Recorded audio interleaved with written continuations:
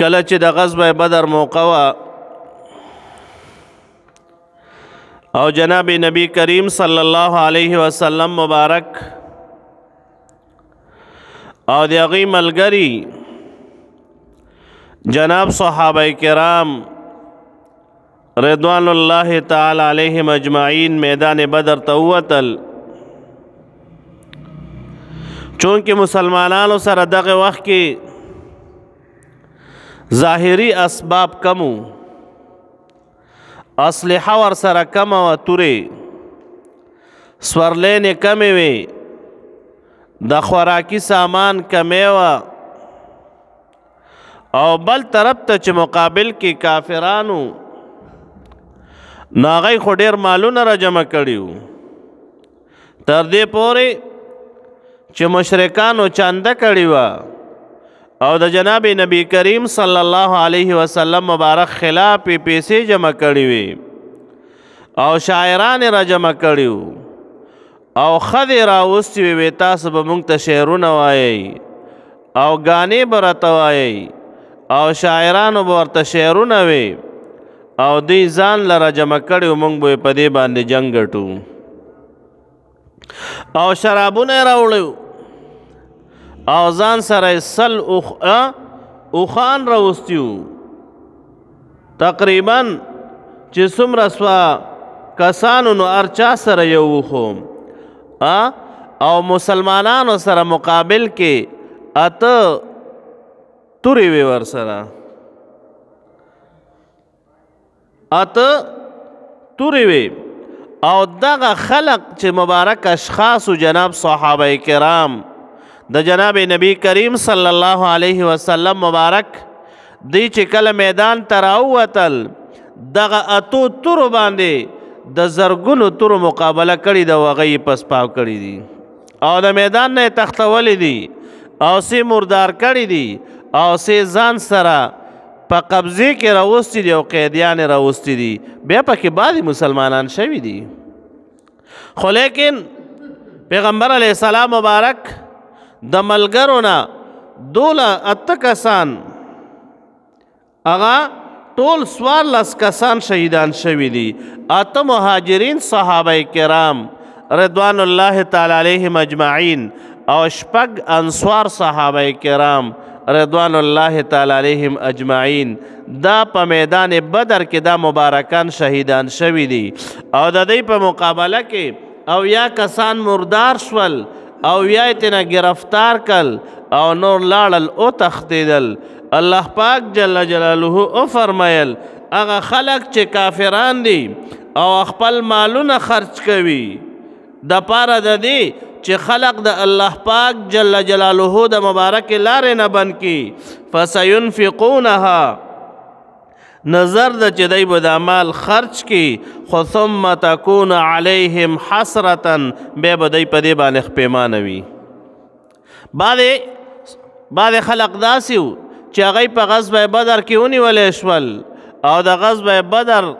په قیدیانو کې راغل، بیا وروستو ایمان راوړو، بیا افسوس کولو وی ګوره موږ د اسلام خلاف مال استعمال کړی ده، موږ د نبی مهربان صلی الله علیه وسلم مبارک خلاف مال استعمال کړی ده، په هغې باندې بیا پښیمان او نادم وو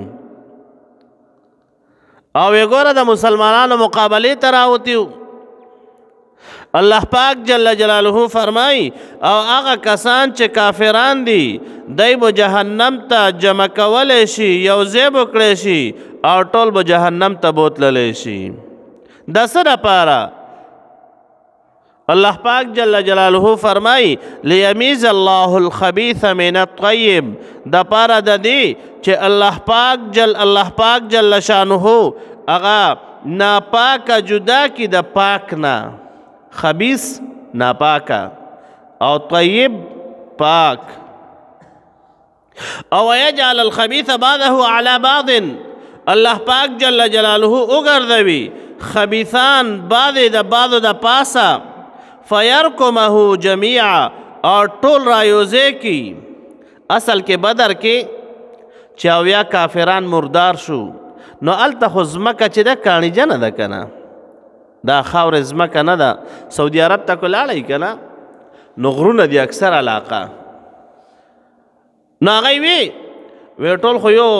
خو هر چا له قبر کنستی نه شو. زمونږ هم په دې قبایلو کې بعضې داسې شته غرونو کې قبرونه کنستل وي، نو دا خو ډېر ګران کار ده. په ټوله ورځې کې به یو قبر ونه کنې. زمونږ علاقې خو خاورجنې دي چې ګنټه یا دوه تېرېږي بس مسلمانان لاړ یو قبر یې کنستی وي. پسته خاوره ده او هلته کاڼیجنه ځمکه وه. نو هغوی وی دا به کم له قبر کنو او ټول راوړل یو کویه او بس هغې کې جناب نبی کریم صلی الله علیه وسلم مبارک واچول. کافرانې ټول په یو کوی کې واچول او دغه کوی کې اوبه نه وې، داسې شړ کویه پروت و. جناب نبی کریم صلی الله علیه وسلم مبارک دا ټول راوستل. دی کې یو مردار او امیه ابن خلف دا تختیدلی و. دا داسې ولګېدو چې مسلمانانو راښکلو دا خپې ته جدا شوې، تنه ته جدا شو، لاسونه ټول تتر بتر شو، ټوټه شو. هغه هلته خاورو او شګو کې به دفن کو او شګې پرې راواړولې خپلو کسانو. او کم چې صحیح خو لیکن مردار شوي کافران ټول جناب نبی کریم صلی الله علیه وسلم مبارک هغه کوی ته راوړل، قلیب بدر ورته وایي، او هغې کې ټول واچول او خبرې ورسره شروع کی. او دا ورته فرمایل وی تاسو ته میلاو شوه هغه وعده چې کومه خدای پاک جل شانه کړې وه، وی هغه مې ولیده او هغه وعده در سره چې کومه وعده یې در سره کړې وه نو تاسو هغه وموندله. جناب سیدنا عمر فاروق رضی الله تعالی عنہ مبارک او نور صحابه کرام رضوان الله تعالی علیهم اجمعین جناب نبی کریم صلی الله علیه وسلم مبارک توای وی سیب تاسو خو مړو سره خبرې کوئ. جناب نبی کریم صلی الله علیه وسلم مبارک فرمایل وی زمانه قسم وی پاغه مبارک ذات باندې چې دا چا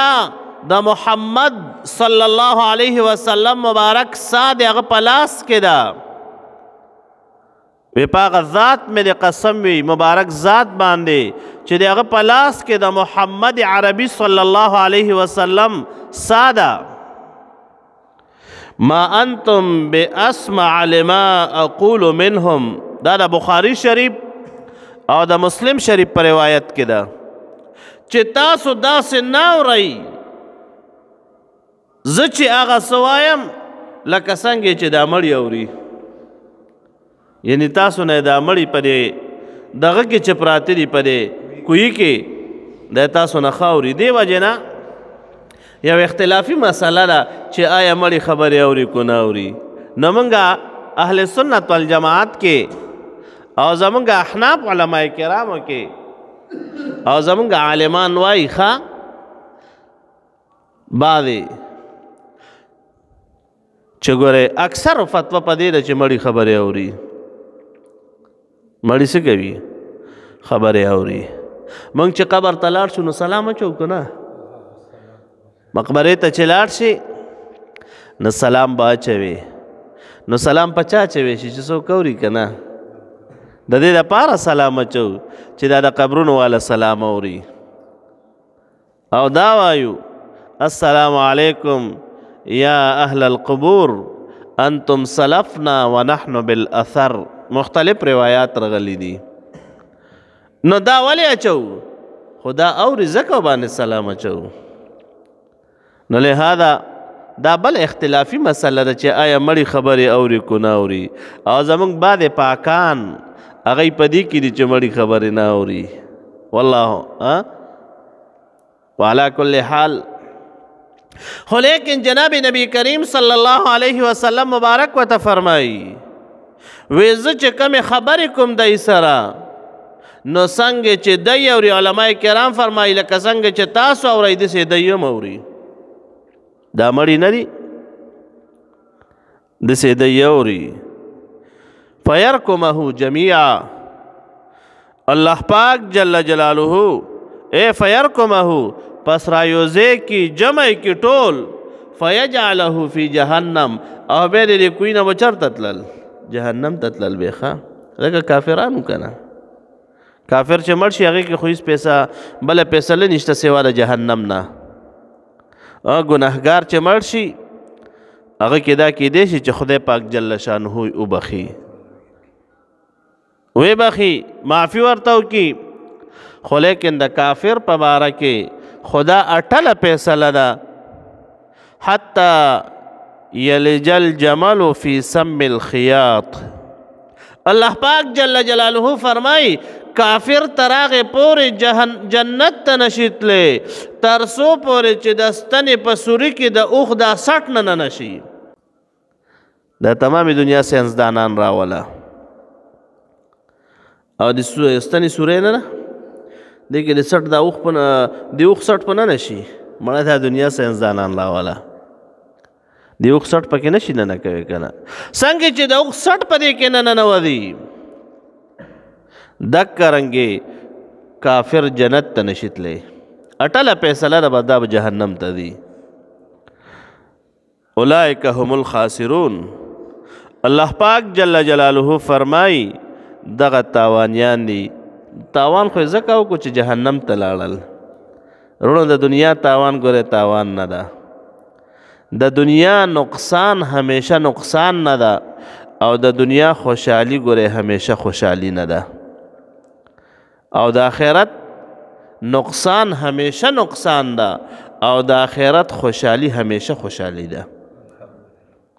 یو مسلمان د دنیا کې ډېر په آرام کې وي خوشحالو کې وي